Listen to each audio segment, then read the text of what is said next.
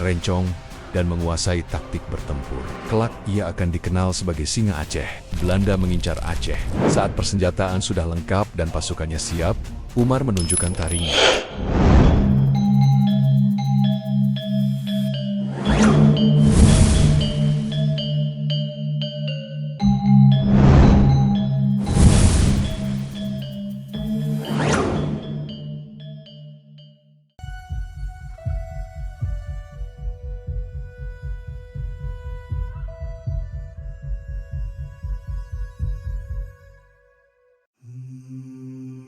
Aceh, sebuah negeri di ujung barat Nusantara, tempat di mana lautan dan gunung berpadu dalam harmoni alam. Di abad ke-19, Aceh bukan hanya sebuah kerajaan, tapi juga pusat perdagangan rempah dunia. Kapal-kapal dari Arab, India hingga Eropa singgah di pelabuhannya. Namun di balik kemakmuran itu, ancaman besar sedang mengintai. Tahun 1873, Belanda mengincar Aceh.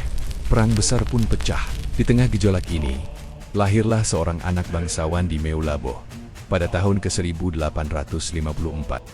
Teku Umar, kelak ia akan dikenal sebagai Singa Aceh, pahlawan yang menggetarkan nyali musuh dan menjadi legenda bagi rakyatnya. Sejak kecil, Umar menunjukkan keberanian yang luar biasa. Ia tumbuh di lingkungan bangsawan, dikelilingi oleh nilai-nilai Islam yang kuat dan adat Aceh yang tegas. Pada usia remaja, ia sudah pandai berkuda, mahir menggunakan rencong, dan menguasai taktik bertempur. Kepribadiannya membuat ia dihormati bukan hanya oleh kawan, tapi juga oleh lawan.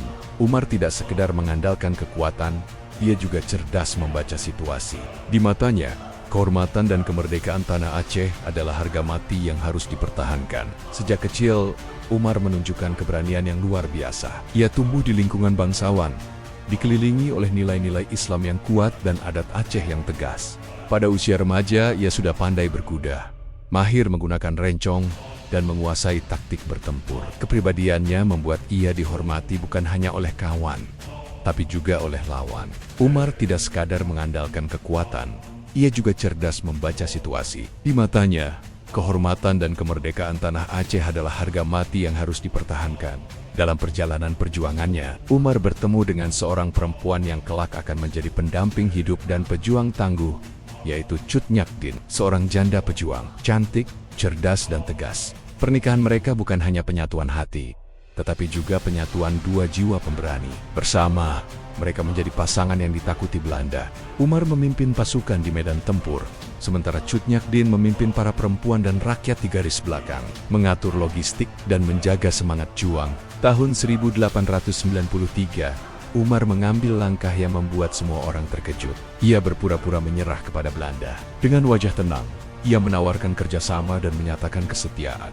Belanda yang menyangka telah menjinakkan sang Singa Aceh, memberinya senjata, amunisi dan logistik dalam jumlah besar. Tapi di balik senyumannya, Umar merencanakan sesuatu yang luar biasa. Ia menunggu waktu yang tepat untuk berbalik melawan. Saat persenjataan sudah lengkap dan pasukannya siap, Umar menunjukkan taringnya. Dalam sebuah malam yang penuh kilat dan hujan lebat, ia memimpin serangan mendadak ke pos-pos Belanda. Ratusan senjata yang dulu diberikan Belanda kini berbalik menghujani mereka. Dalam waktu singkat, Belanda kehilangan banyak markas dan perbekalan. Aksi ini membuat nama Teku Umar semakin harum di Aceh, sekaligus menjadi mimpi buruk bagi Belanda. Keberhasilan demi keberhasilan membuat nama Teku Umar melegenda. Dari pesisir barat hingga ke pedalaman Aceh, rakyat menyebutnya pahlawan tak terkalahkan. Bagi rakyatnya, Umar adalah simbol perlawanan. Pemimpin yang tidak hanya memikirkan kemenangan di medan perang, tetapi juga menjaga kehormatan dan harga diri bangsa. Di setiap kampung yang ia bebaskan, rakyat menyambutnya dengan doa dan syukur. Namun, Belanda tidak tinggal diam. Mereka mengirim pasukan tambahan, dilengkapi senjata yang lebih modern. Desa-desa dibakar, sawah-sawah dirusak, rakyat dipaksa menyerah. Perburuan terhadap Teku Umar semakin intens. Mereka ingin menangkapnya hidup atau mati. Namun Umar dan pasukannya terus bergerilya, memanfaatkan medan hutan, rawa, dan pegunungan untuk menghindari kepungan. Di tanah kelahirannya, Meulaboh, Umar memimpin pertempuran sengit. Pasukannya menyerbu dari berbagai arah, memanfaatkan gelombang laut dan hujan deras untuk mengacaukan formasi musuh. Suara letusan senjata bercampur dengan gemuruh ombak. Pertempuran itu berlangsung hingga larut malam, meninggalkan jejak darah dan keberanian di tanah Aceh. Belanda akhirnya menggunakan tipu daya. Mereka menyebar informasi palsu untuk memancing Umar keluar dari persembunyian. Di tepi pantai yang sepi, Umar dan pasukannya terjebak oleh pasukan Belanda yang datang dari laut dan darat. Meski terkepung, Umar tidak menyerah. Ia bertempur sampai titik darah penghabisan. Tanggal 11 Februari tahun 1899 menjadi hari yang kelam bagi Aceh.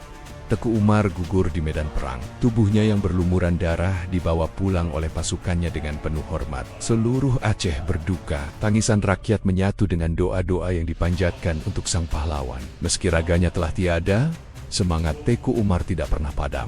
Kisah keberaniannya menjadi pelajaran bagi generasi setelahnya, bahwa kemerdekaan hanya bisa diraih dengan keberanian, strategi, dan pengorbanan. Di setiap sudut Aceh, namanya diucapkan dengan penuh kebanggaan.